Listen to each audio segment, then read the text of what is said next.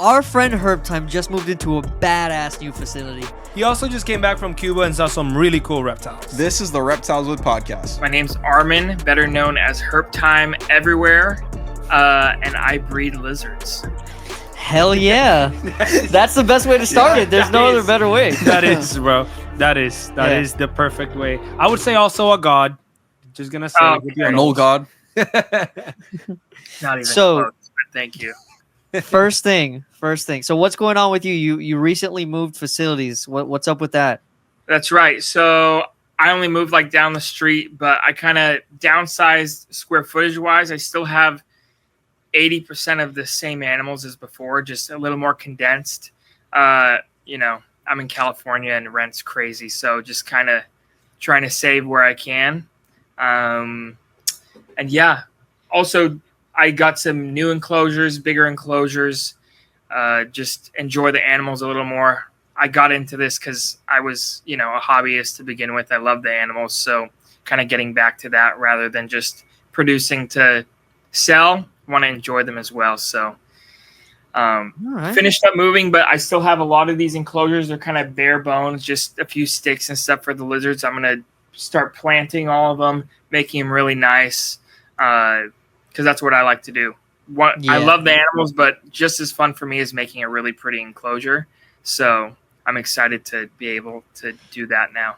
For sure, dude. So obviously you have so many animals. How is that like prep of moving such a large collection? Yeah, thank God this unit is the same leasing company as the last place. So they were pretty lenient with me with getting this space before my lease like officially started.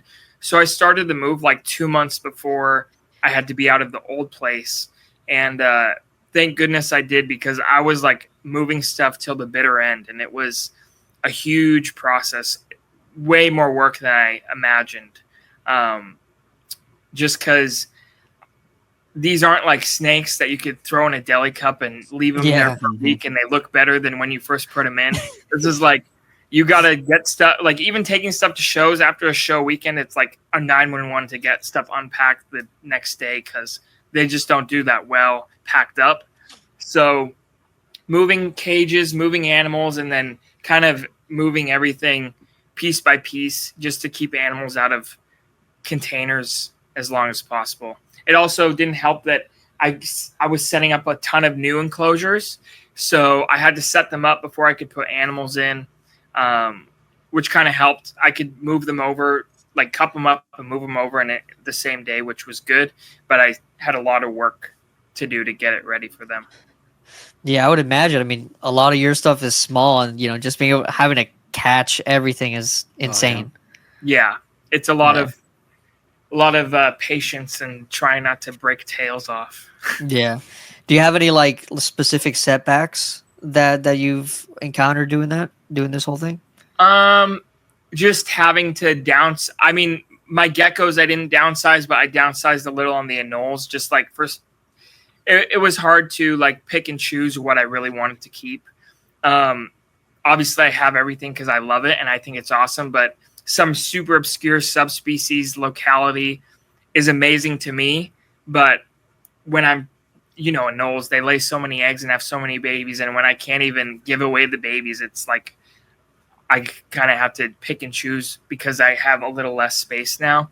Bigger cages, less animals. So setback was definitely downsizing that part. But as far as everything else, it was smooth, just a lot more time and effort than I thought it would ever be. Gotcha. Absolutely.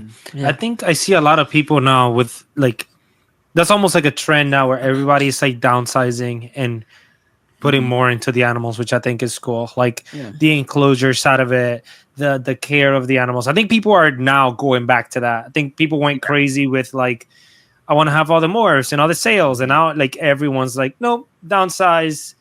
Do this, go back to the stuff that we actually like, which I think is really cool. Especially you. I thought what you had already was cool as shit. Like, you had a whole bunch of enclosures, a whole bunch of like cool anoles and nice setups, and you're still talking about better stuff, which is crazy to me. Well, there's always room for improvement. I mean, you go a lot of my stuff is Caribbean. I mean, you were just in Puerto Rico. You're from there. You know how amazing the environment is there. So it's hard to recreate something in captivity like that. But when I have the option to give a bigger enclosure where I can have more plants and more temperature gradients, and you can actually let babies hatch in enclosures, it's brings a whole nother level of enjoyment, which is, we're all in this because at one point we were a kid that had a pet snake or pet lizard and it spiraled out of control. And I'm just trying to kind of get back to why I started it. At the same time, obviously it's my business now, so I have to make it work, but trying to make both of them work as a balance and them hopefully getting there.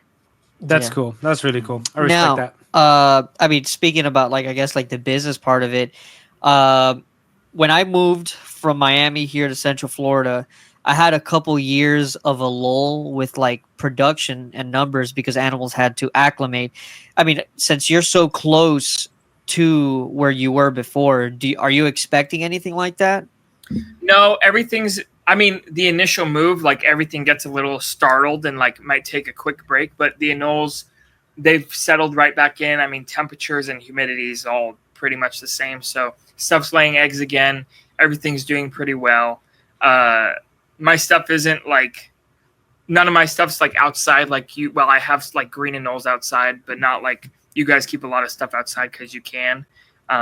So nothing like drastic change. I can temp control the room. So it's for the most part the same. The same. Yeah. Mm-hmm. Lucky. No, I was kidding. I wish I could keep stuff outside because I could have way more stuff. Yeah, more space and stuff. Yeah. What kind of stuff would you want to keep outside? Well, Florida, you can keep a lot of the tropical Caribbean stuff that I do keep. I mean, half of it already is invasive there, so it's perfect. Yeah. No. Because I just put them in a cage and not let them out. But there you go. I could do everything I'm doing outside, and like, I mean, you guys know people who breed anoles and stuff outdoors, and they do well with it, and it works. So it would be really nice. I also, water is a big thing because I have glass. I use RO water and I'm misting, and because I'm using glass, I don't have a ton of drainage, so I can't just drench them.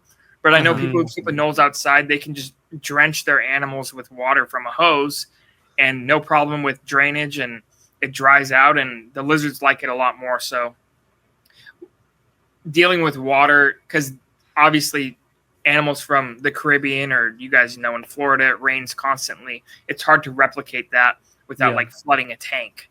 And also they're not like a dart frog where they want 100% humidity. It's like Florida where it's raining and then it dries out, raining and it dries out. So it would be really nice to be able to do that outside. Yeah, I will say too, with some of those animals, like a lot of people don't even like understand unless you go to those places. Like they're also found in like dry forests, and they can go like really dry and then really wet and like go back and forth like crazy. Like to mimic that, I don't even know. It's impossible to me, at least. Yeah, it's definitely a challenge. So luckily a lot of these species are easier to keep for the average person, but there's some stuff like that you can't keep unless you can keep them in perfect conditions, which is hard. Yeah, absolutely not. Yeah, I think it's real cool that you've brought a lot of attention on animals that I would say are very underappreciated. How is that like translated in like sales and stuff like that? Was it like difficult at first, or was it like, oh, people caught on pretty quick?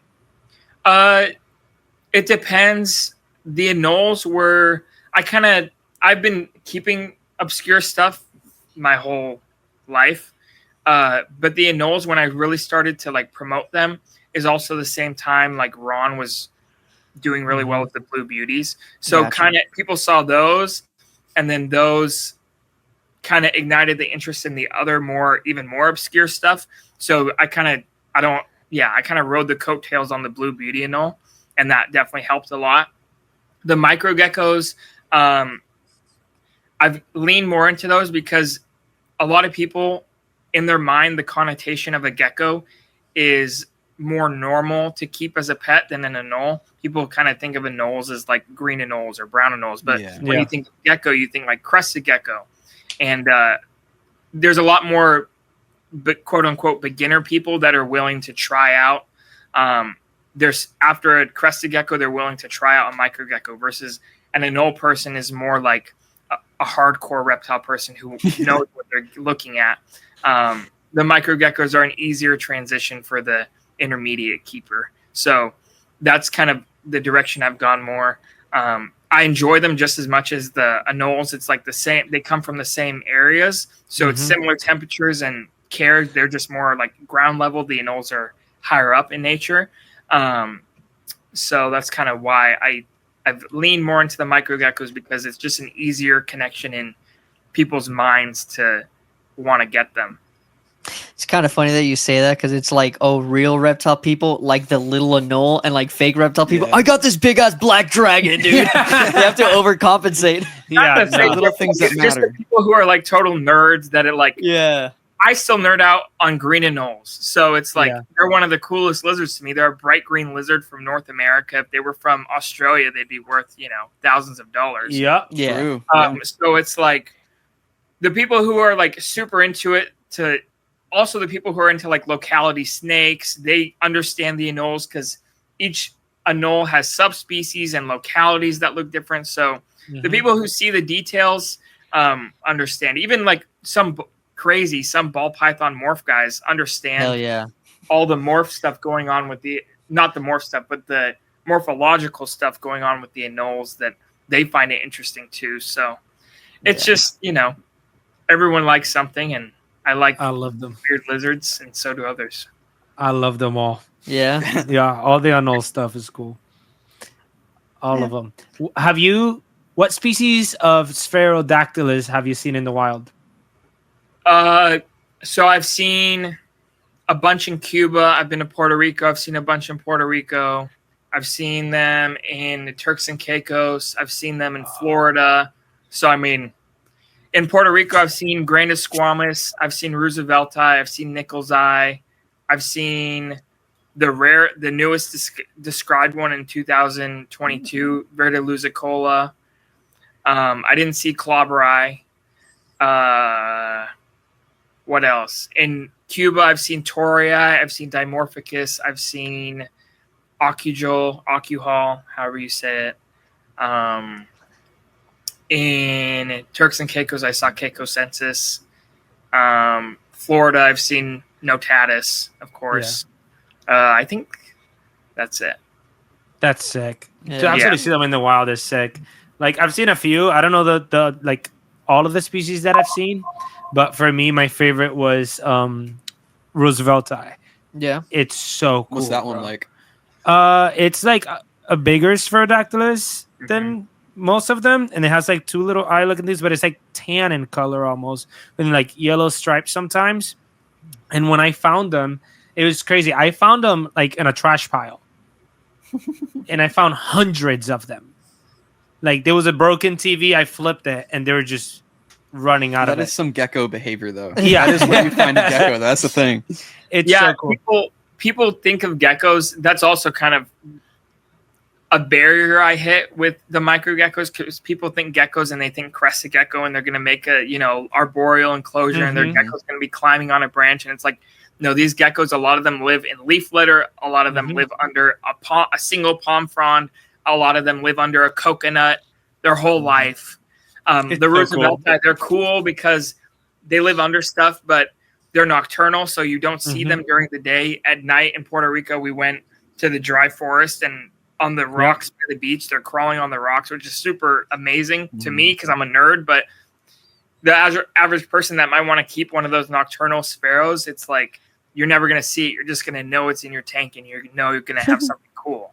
So it's kind of for the nerds. But there's, of course, some like Spherodactylus elegans, the ashy gecko, which are in the Keys. Those are an amazing, probably the best sparrow to keep because they're bold, they're active, they're easy to breed, and the babies hatch out incredible colors. So it just, even though they're all the same genus, they all have so many different personalities, and the care is different than a lot of other geckos. Like you said, they live under junk. And Yeah. Who It's was so- it that somebody posted something that it was like, oh, a naturalistic reptile enclosure, and it was a whole bunch of like trash Yeah. in their enclosure. saw that. Yeah, that's It's so that's how funny. you usually find them if you're gonna Yeah. find them. Yeah. In the dry forest you went to, did you know there's also a weird amoeba species in that corner? I think I saw one. It's small and has stripes and a blue tail. Yes. I saw one. It was so beautiful, Fucker. but so fast. Has he seen more Fuck stuff than you? I don't know if you see more stuff than me. Maybe. Well, no, I mainly focused on sparrows when I went. So I only spent one day in the national park. So I didn't see many anoles. I saw mainly sparrows. And I didn't see any retics because I wasn't looking for them. Or boas. I saw like a red tail boa. But I didn't see a native boa. Damn. Next time we'll go together and I'll show you. That'd be awesome. Even the anoles, the little twig anole. I would love to see that. Bro, they're so cool. I've seen a few. Really? They're in the mountains. Yeah, very cool. I know you sent me a spot to look for Cuvieri, and I went to that gas station, but I didn't see any. I found one this last time I went there on some bamboo, and brother, I shook the bamboo so fucking hard, and that fucker kept sleeping like nothing was going on. I shook. Through. I have a video of me shaking the fuck out of it, and the anole's like just eyes closed, like it wasn't even jumping. Like his pads were locked in. Mm-hmm. I was angry. That's but the that just Caribbean shows. build. Yeah, That's that's all the wind and the storms. Yeah, that just shows you. Him. Hurricane, that boy's just sleeping that thing through. Mm-hmm. Yeah, anoles out there were cool. I saw a lot of anoles. The one I thought was really unique was Chuckey. Yes. Which is in the dry forest. Mm-hmm. Same place as Rooseveltime, and I found them sleeping above where the Rooseveltime were. They're cool because they're a stockier. They're like a crested anole, but stockier build, and they're like bright white. They're so beautiful. Yeah, they're cool. I need to read up on anoles, man. Yeah, I literally nerded out over anoles in the islands. You probably have seen it. The one documentary about anoles evolving in the islands or whatever. Bro, I went down a rabbit hole of anoles with like the extinct ones, the ones how they're not related to one another on the islands. Like the ones in Puerto Rico are related to one another, but they're not related to the ones in Cuba. Yeah, it's funny that we said in the beginning that like the anoles are more for niche people because the anoles within themselves are so niche. Yeah, within them. Yeah, that's cool. They're sick. There's one in Colombia. You probably know the name. I can't think of it right now. The giant one in Colombia that's like sometimes it's like white with a red stripe. Heterodermis. That shit is sick. It's amazing. That thing is sick. Like just how it looks, or like how it looks. What is it called again? Anoles heterodermis. Heterodermis. There's heterodermis. They're like a high elevation Colombian species that lives in the mountains. They're their scalation and colors is crazy. Do you have a favorite anole? No, but if I had to pick one, I'd probably just because it's easy. I'd say the green anole, just because the Caribbean ones are all amazing and cool, but the green anole is a really cool animal. All right, show me heterodermis. Oh, you can't. He doesn't know how to spell hetero. No, I already did, but the photos is not fucking coming up. Only some here. Look at that thing. No, that's not white. Nah, bro. Look at that thing. That thing is sick. Cool. It's cool. Yeah, they're sick. Yeah. Colombia has some fire ones. Yeah. Colombia has South America has crazy stuff. Dude, can you believe we're getting sponsored by the biggest reptile company yet? I can't. We just got to tell Yoshii, see what he thinks. All right, Yoshii. Oh my God, this is not what it looks like. This video is sponsored by Morph Market, the world's largest marketplace for reptiles, amphibians, and even arachnids. Buy directly from verified sellers. Whether you're a first-time keeper or a hobbyist, Morph Market connects you with the best in the hobby. I use it for shipping. Always use Morph Market for your next reptile. let's keep on going. All right. We all know reptiles need bugs. And what better place to look for your bugs than online, not just any place, at dubia.com. Because on there, not only can you find dubia roaches, you can find hornworms, you can find mealworms, and Discord roaches for your Florida folks. And while you're at it, you can go and scrolling through on their website. They also sell really awesome front open enclosures, super easy to build. So this is a nice example of one of their 4x2s, and I'm currently working on saving up to get some of their 4x4s, so these little carpet pythons can get nice and big and look awesome. Cuba. Ooh. What was the top find in Cuba? And don't lie to me. Cuba.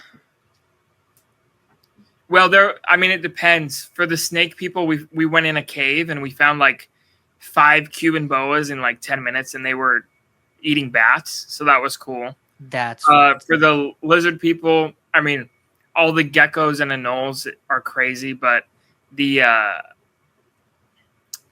main target that I really wanted to see, which we did end up seeing, was Anoles toldo, which is like a little tiny dwarf anole. It's so funny because their head is like pointy and long, and it's just as big as their body.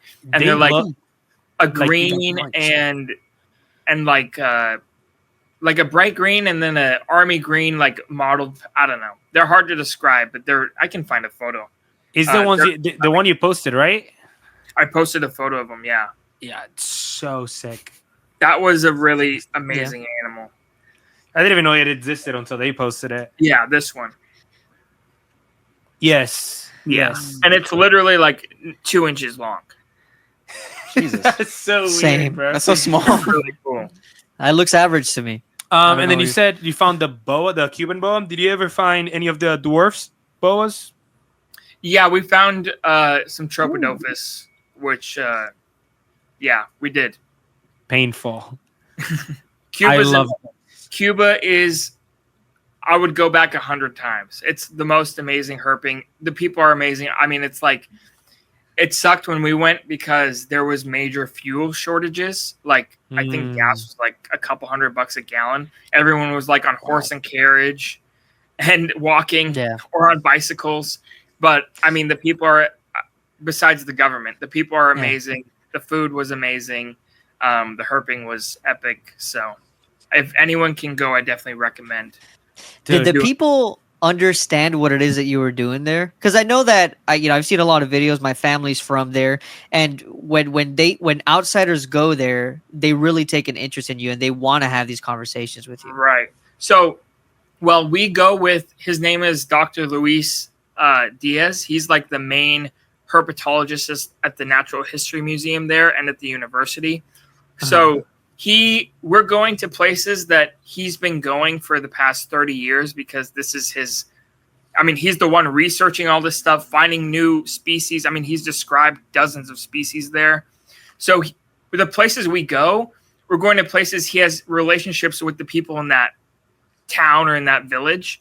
And it's like seeing for him, it's like seeing old friends, and they're happy to host us because we're paying. Whenever we go, we stay in private houses. They make us food. So they're making money. Because as an American, you're not allowed to stay at any hotels or anything because they're owned by the government. So everyone's super happy that we're there because that's the only way they're really making any income. Because I think everyone gets like maybe in US dollars, like $20 or $30 a month from the government.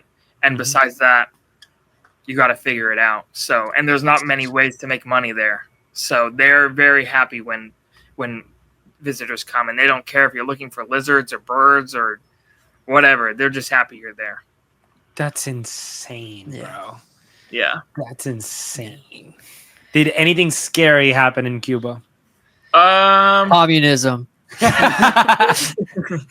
Just finding gas.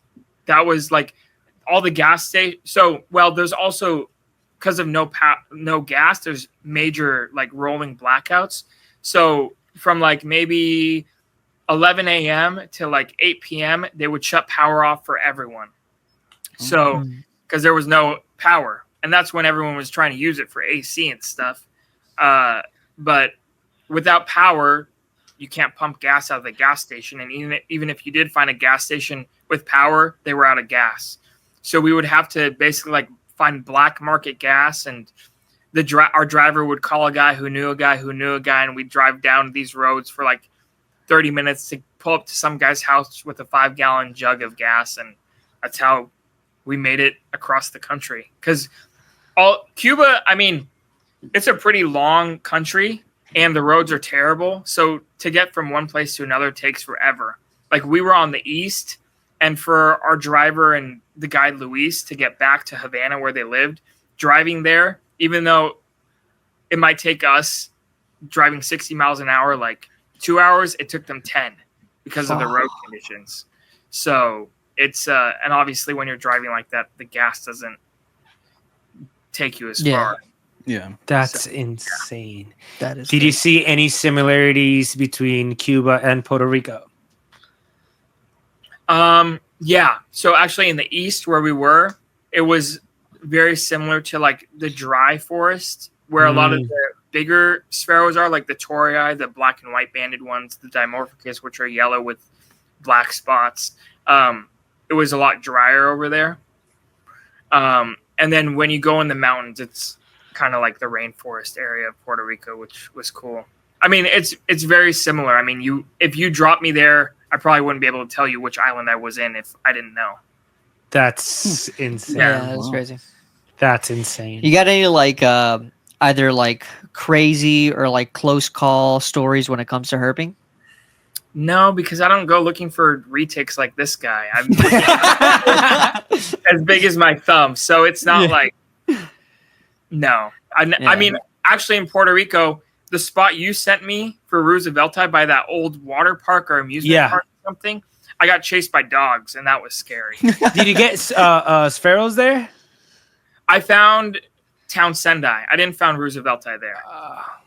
That's where I got. Yeah, I literally got 4 different species. I think I found Poncensis. The anole? Yeah. That's a Ponce. So that's what I found there. But then I got chased by, because I'm going at night to find the anoles because they're asleep. And then next thing I know, I'm getting chased by dogs, and I was actually kind of scared because I'm like, if I'm gonna get mauled by a dog here, and it won't be good. But dude, I outran them. That spot that I sent you to, I found it by accident. I was staying like up that street. That's where my Airbnb was, because I'm from that city, so I stayed close to family. And then I just went into that long ass road all the way to the back where there's a beach. And then I saw all the trash. I literally flipped this board, and I found 4 different species of sparrows. That's cool. Roosevelt being included in one of those. And I was like, I didn't even know what they were, so I put them all in a cup, and then I just took a picture and posted it online. And then people told me what they were, because I didn't know what they were at all. And I remember, as a kid going to school there, I went to school on this mountain, and the side of the school was this side of the mountain, so it goes high up. And I would break the rocks on the side of the mountain, and sparrows would fall out. But I never knew what they actually were. I was just collecting weird lizards in my brain.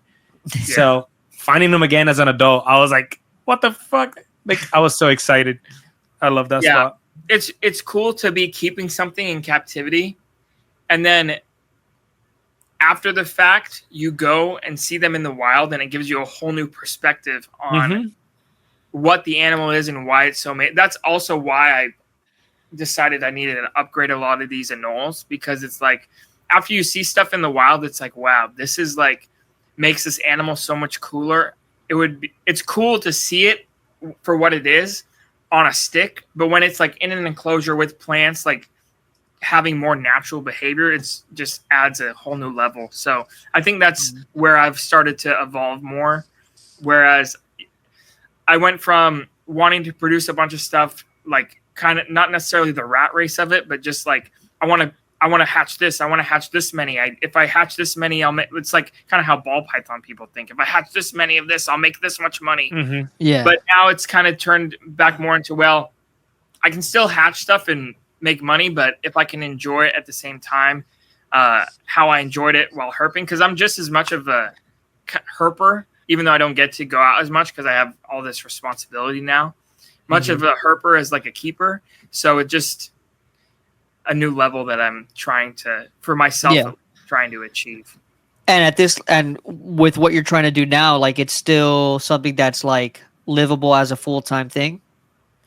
Yeah, well, I mean, the anoles, I was hatching so many anoles, honestly, I just didn't know what to do with them. So I still am going to have over 50 pairs of anoles, and they're laying an egg a week. I still have, 200 babies in a month. It's more than I could ever sell. So that's not a problem. The geckos are not, it's still sustainable. It's just, it's going to be more enjoyable for me for sure. Good, because bro. before I was producing a bunch of stuff and like exporting it, wholesaling it. Now I can just produce stuff, focus a little more on the retail side, which that's more time consuming because helping each and every person understand how to take care of something versus sending a box of 50 animals. But that's also why I do it, because I post my social media stuff so people can enjoy it and get into it. So I kind of need to at least on the back end help people as well in that respect. Finding the right substrate is a paramount part of reptile keeping. And if you're looking for the best cocoa option, we recommend Cocoa to Go. Cocoa can be used for reptiles, amphibians, and even plants, so they're perfect for any kind of setup. So we make sure to use Cocoa to Go. Let them know that the Reptiles With Podcast sent you. We've been getting a lot of comments on our end about like some people being burned out by influencers, and then we also see like kind of like this lull between influencers. But with what it is that you do, you kind of balance in between influencer and breeder, because I really do think that there's like a little bit of a difference here. What do you think is like the line of like what is an influencer, what is a breeder? I mean, you could kind of coexist within there, but there is a difference. So I would definitely say I'm a breeder before influencer personally, because I'm taking care of all the animals. I'm making sure they're good before I even think about filming a video or editing a video. The animals are always coming first for me. And obviously I don't have just, a few animals here. I have like thousands of lizards that I take care of every day. It's like an everyday task. So I've always kind of had a knack for it, and I just usually am filming stuff that I'm already going to do, and it's just a matter of making it interesting enough for other people to be interested. I was just talking to someone about this earlier today. It's like the show How It's Made. I don't know if you guys ever watched that show 20 years ago, but it was like the process in like a hot dog factory or making some stupid product. And like the people working the assembly line, it's just their 9 to 5. They don't care. But for us that never see it, we're so intrigued by it. So that's kind of what I try to show with my stuff. I'm showing what I see every day, and it's like mundane and boring for me. Feeding 1,000 geckos is boring, but when I edit it and people see it, they're interested because it's so unusual and weird, and they'll never be doing that. So that's kind of how I try to balance it. I try to film stuff that is unique to me, or on the opposite end, film like an enclosure build that's easy for someone to mimic. And in that way, they understand how I would set up these animals and they can get one from me. And that also kind of helps promote my business, what I'm doing, because they can kind of learn what I'm doing. They can see what I do, and they can get something from me. So it's definitely not like I'm not making millions of dollars on social media. If I was, I wouldn't even care about the reptiles. I would just make clickbait videos so I could become rich. But I'm in it because I like reptiles, and the social media is just a way for me to promote it, sell the animals that I have to sell. And I think that's how it kind of used to be. I think it kind of used to be like, hey, I need a way to market my animals and give information about these, kind of like teach people about this thing. So you'd make a video and you'd really showcase the animal. And I think that it kind of started turning into, how can I look the coolest? How can I show off that I have the coolest thing, or that I do the coolest thing? Mm-hmm. And I think that is kind of giving like general audiences a little bit of a distaste these days. Yeah, totally. And then also just making videos that are unnecessary or distasteful. It's like, that's why I try to, my videos aren't always educational, but for example, if I make a video of a bunch of geckos or anoles eating crickets, it's not educational, but I'll try to add some education in the caption where if someone's actually interested in knowing why I put calcium on the insects or why I gut load something, then they might learn something that way. Versus some people just post stuff to get a reaction. I've seen it not so much with reptile breeders, but more the herpers. I've seen a lot of like really weird stuff that's like totally unnecessary. Like whereas you could just kind of show the animal for what it is, and it might not get 20 million views, but you kind of look like once you make a clown type video, you're kind of a clown forever. Yep. So, Yeah. And then those same people now, like I've had people that do stuff like that, and then they ask, why can't I get a job with like conservation organizations? Why can't I get a job in a zoo? Why don't this person work with me? Why doesn't that person work with me? They don't understand it. And it's like to the whole group of people that love herping or what it is, you're a clown. So it's like there's people that in the hobby that I'm cool with and I'm friends with, and like on a friend level, we're cool, but I will never associate with them online because of the connotation they brought. I've tried to, at least to the best I can, build like a reputation of a little bit more professional. Like I don't post videos with silly sounds and with bad words and all that stuff. I try to keep it a little more like a family could watch my stuff and they wouldn't have to worry about it. Versus I have no problem being friends with anyone, but when it comes to like the posting stuff, I'm a little more picky about what I'll post and who should put that on that. So that's also when I see like people like doing crazy stuff, herping or weird videos with their pet animals. It's like, it's cool. You got the views, but how's that going to work, down the line for you? Yeah, especially in the real world, if that's something you actually want to do, a lot of times it closes doors for you.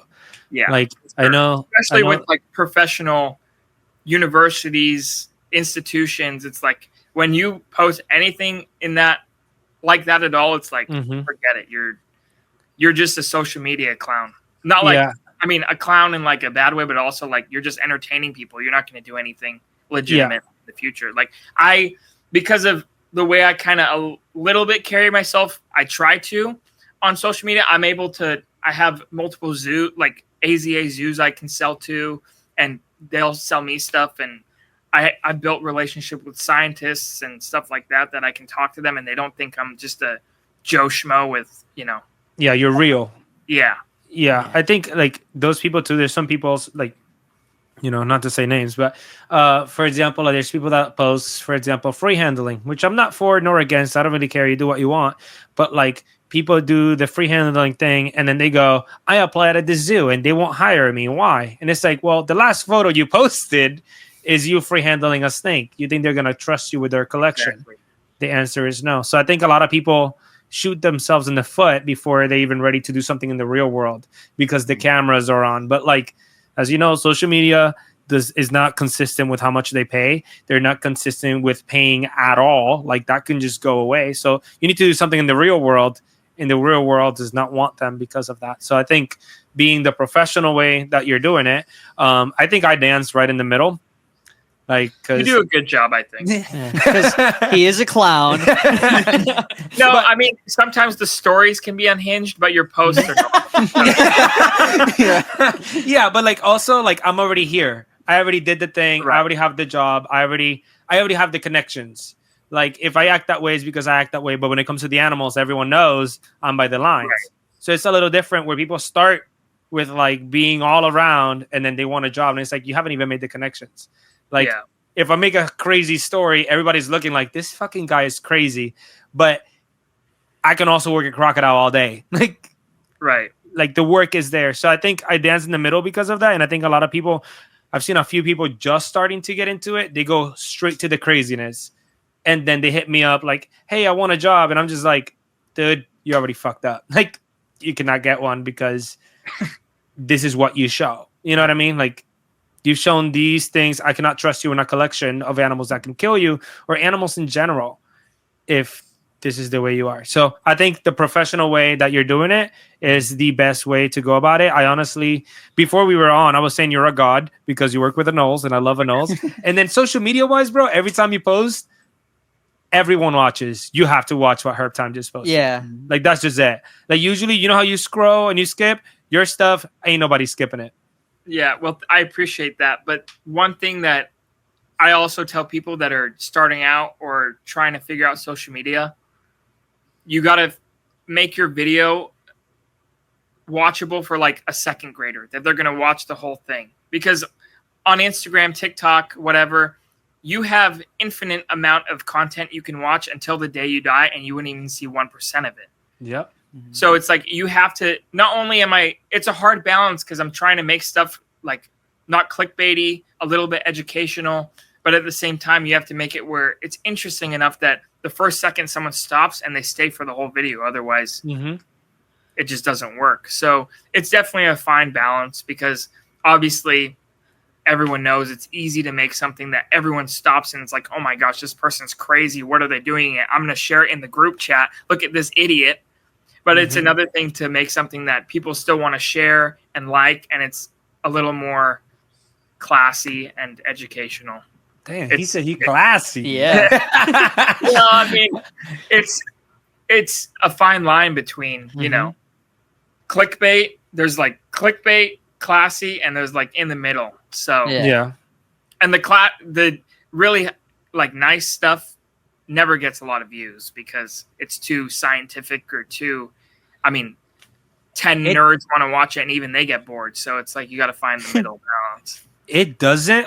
I will say it doesn't until it does. I think the classy like content at the beginning it doesn't, but the people that you collect are a lot more loyal, and I think they're like with time it shows. I think a lot of people like been on social media for many years, and I've seen people do the crazy stuff. A lot of those names we don't even hear about anymore. We have new ones now.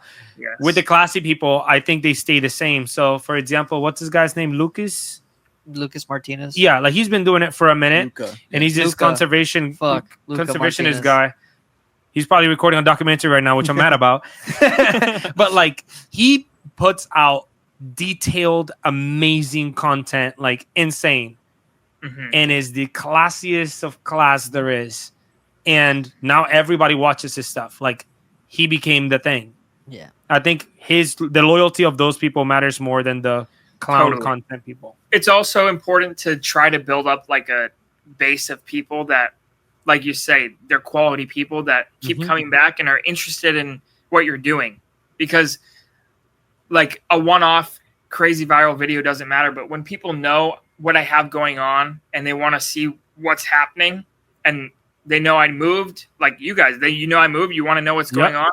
It's like it's like, even though you don't really know the people, they kind of become like friends rooting for you and they want to know, how you're doing. And when I see one of you guys do something cool, it's like, that's awesome. They're my friends. We never met in person, but I like what they're doing and it's good to see them do good.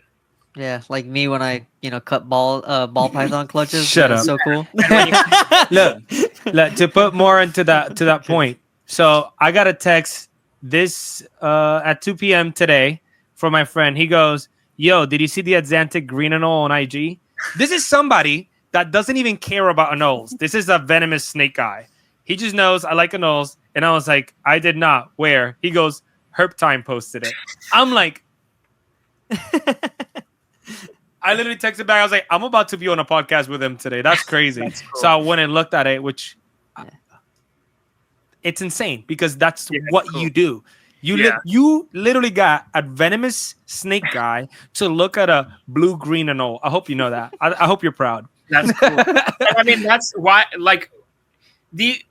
the sparrows and anoles, they're so cool, but people they're hard to express that. But when you're able to show how small a sparrow is on a quarter, or you're able to show like a green lizard, a blue lizard that's supposed to be green, it's like you get people that wouldn't normally understand it, and they finally understand it, why it's cool. And then maybe 1 out of 100 will follow you and want to keep posted. But I mean, with billions of people in the world, it slowly builds up, and you just keep posting stuff like that, and it ends up being a lot of people who are interested. So, yeah. This man playing the long game out here. Hell God damn it. Yeah, Eric. it's definitely a long game.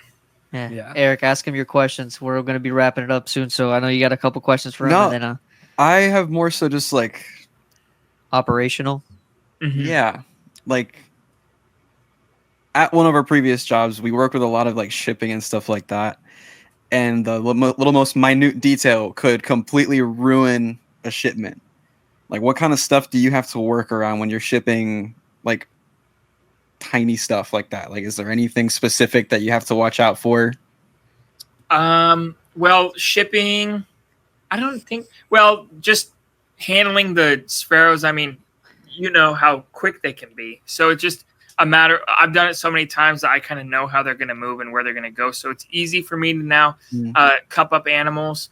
But most of the animals I sell, I'm like taking a picture of the exact animal I'm selling and posting it for sale. So it's never a question of like, oh, this one, the tail was regenerated. It's not perfect. It's missing a toe. It's like, no, you know exactly usually what you're getting from me.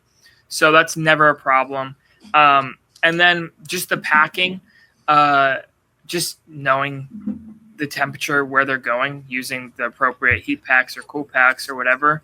I don't think I've had a DOA in like 2 years, and it was my friend's lychee that got delayed for 3 days that I shipped for him, and it was just a fluke thing. But it's really shipping is, I mean, it's mundane and it takes a lot of my time, but it's one of the easier things I do, I think, thankfully. Cool. I would have thought the opposite. Sick. All right, I got one more for you. What is the long-term goal? The long-term goal, you're looking at it, brother. What I'm doing as long as I can do and not, be homeless. So it's making it work. Just trying to, I enjoy lizards. I enjoy producing lizards. Really all reptiles, but lizards is kind of what I have gravitated towards. And as long I do need to find a better way to make a little more money doing it, because I'm good. I'm cruising, but everything's getting more expensive, and especially in California, it's crazy. So, but no, this is it. I just maybe find a way to make, like, I'm trying out YouTube more, making more YouTube content, because I mean, I have a ton of subscribers from my YouTube shorts, which pay like 0 cents, but trying to make long form videos, hopefully that can be some supplemental income. Of course, it's not reliable, but it would be nice. I was about to say that. Yeah, focusing a little more on the content side now that I've downsized and I can manage caring for animals more. Because I've had helpers here and there, but it's really just me. So when you have thousands of animals, you got to take care of them every day. It's not like a snake that you put in a drawer, you feed once a week, you change out bedding and water. These are like mist every day, feed every other day. It's like a lot of work. So, more content, trying to find ways to make money that way. Have you tried Facebook? I do Facebook, and I do okay on Facebook. Yeah. Yeah, because I was about to say YouTube and Facebook. Facebook, I post the same reels I do on Instagram on Facebook, and I still make money there. But I know like over 3-minute videos make more money on Facebook, which I need to gravitate towards more. So I mean, whatever you make for YouTube, just throw it over there too. Yeah, so that's the plan. I've only really made like 3 or 4 YouTube videos in the past month, but I'm getting there, so working on it. Yeah, maybe that gives you a little bit more money. You become a billionaire in no time, bud. There you go. Anole King. The Anole King. Oh, no. Yeah. Alrighty, bro. One more time, where can people find you? Instagram, Facebook, TikTok, YouTube, all at HerpTime, HerpTime. And if you need to get in contact with me regarding buying something, definitely Morph Market's the quickest way. I'll see your message. Otherwise, Instagram's the best platform to message me. But even then, sometimes I miss stuff. So if it's about purchases, Morph Market for sure. Cool. Hell yeah. Thank you, sir. Thank you, guys. Appreciate it. Always fun to be on.